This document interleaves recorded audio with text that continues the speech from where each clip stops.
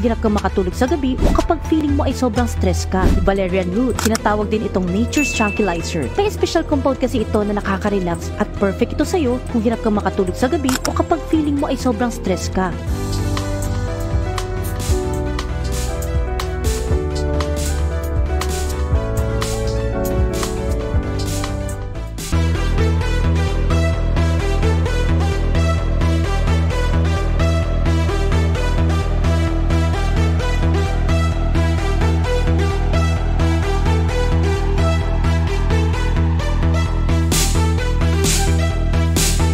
Sitwasyon po na ang ating po mga senior citizen ay nag-birthday last year, 2024. Ngunit nawala na o namatay. Namatay na. So may mga pagkakataon po na nagtatanong po sa amin, maaari po ba or eligible pa rin po sila?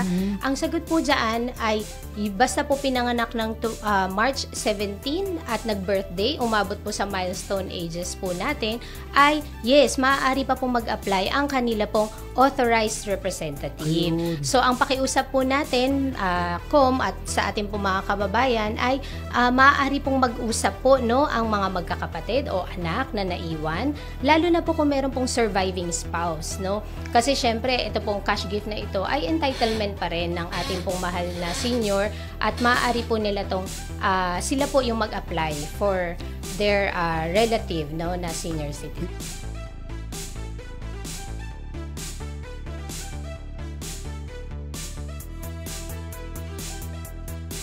At 800 na ang sugar ko. Ako si Jack Salazar, 68 years old, naninirahan sa Silang, Cavite. Dumating ang puntong hindi ko namamalayan na tumataas na pala ang sugar ko at yun ang muntik ng maging dahilanan para bawian ako ng buhay. Hindi ko maalisan ng trangkaso at nagwiwigil ang mga paa ko pag tumatayo ako, nanlalabo ang paningin ko at pakiramdam ko sa batok ko ay may parang pumapana. Tinakbo ko sa ospital at doon na nga nalaman na apektado na ako ng diabetic na nag-800 na ang sugar ko. Halos na akong nakakalakad dahil tumaas ang uric ko, mataas ang cholesterol ko. Hanggang sa dumating sa buhay ko si glucostrol na aibsan lahat ng mga dinaramdam ko. Dati, pagka konting lakad ko lang, nanghahapo ako, nahihingal ako, nahirapan ako huminga. Kailangan ko pa mag-golf cart. Ngayon, hindi na ako hinihingal. Masarap na ako matulog. Bumalik na nga sa normal ang katawan ko eh. Malakas na ang katawan ko, wala nang pananakit ng paa ko, magana ako, hindi na ako palaihi, masarap ang tulog ko. Bumaba na rin ang dugo ko, naging normal na. Hindi naman ako natatakot, meron na akong glucostrol. At sa tiwari ko, lagi ako may pera. Kasi tuloy ang hanap buhay ko dahil sa kanya.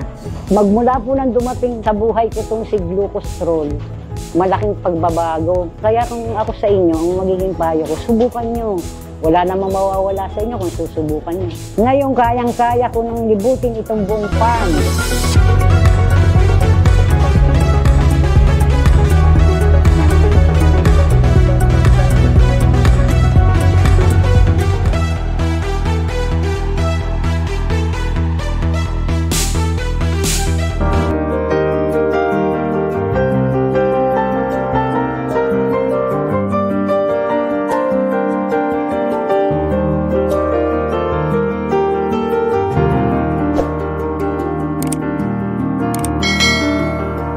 Bible po nakasulat, nilikha ng Diyos sa mga halaman, puno at bunga. Hindi lamang para kainin, kundi para magbigay ng kagalingan. Ang mga dahon ay nagpapagaling at ang bunga nagbibigay lakas sa katawan at kaluluwa. So ito po ang naging inspirasyon ng Holy Herbs. Ano ba yung ibig sabihin ng Holy Herbs? At ano ba yung mga magandang benepisyo ng Holy Herbs? Ito po ay Bible-based, nag-iisang Bible-based herbal supplement dito sa Philippines. Naglalaman po ito ng 12 plants and herbs na nabanggit sa Bible na scientifically proven na nakakatulong sa mga sakit kagaya ng barley, grass, grapes extract, olive, cinnamon, turmeric, milk teas. Iba-iba po yung ating 12 po yan ng mga herbal. So na nabanggit sa Biblia. Ano po yung ginagawa ng mga barley po?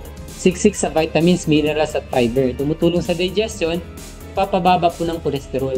Nagbibigay po yan ng sustained energy. Barley grass naman, punong-puno rin po yan ng antioxidant, nagpapalakas ng immune system, tumutulong din sa detoxification. Grapes extract naman, mayaman po yan sa resveratrol. Ano po yung resveratrol? Nagpapaganda po yan ng blood circulation at nagpoprotekta po sa ating puso. Perfect po yan sa may mga heart problem or heart issues. Next, olives. Natural na pangontra sa inflammation at protection laban sa arthritis at heart disease. Cinnamon naman po, pampababa ng blood sugar, pampa-improve ng metabolism. Turmeric naman po, natural anti-inflammatory na may curcumin. Tumutulong sa joint pain, immune boost at protection laban sa sakit. Kita niyo po ba kung gaano kaganda yung holy herbs? Thumbs up nga po. Ito po ay isa sa mga makakatulong ng dagdag nutrition sa mga na kailangan ng katawan para magkaroon ng totoong kagalingan. Again, hindi po chemicals ang kailangan ng katawan. Kailangan po natin ay mga nutritious na pagkain, gulay at prutas. Okay? Dok, paano inumin yung holy herbs? Sige, dali lang po ito. Mag-enjoy din po kayo. Okay, una, syempre bubuksan niyo yan, lalagyan niyo yung tubig. Kasi meron na dyan naka-ready-made na powder juice, naka-extract. So, lalagyan niyo ng tubig, tapos sarado. Kung mainit na tubig dapat normal na temperature ng tubig at saka pwede rin naman yung medyo malamig ng konti lang. Huwag yung sobra. Kung nalagyan ng tubig, aabot po dito, i-shake properly. Shake well. Pag natunaw na po lahat, ayan, pwede na pong inumin ito. First day, ito 1/3. Second day, 1/3. Third day, 1/3. So, ang isang bote, for 3 days. Huwag niyo pong tutunggarin ha. Bakit? Kasi yung laway niyo, maiiwan dyan. Mapapanis yung matitira. So, ipalis niyo lang po sa baso, 1/3 lang. Yun yung recommended daily allowance. Tapos, pag napalis niyo na, balik niyo po sa ref.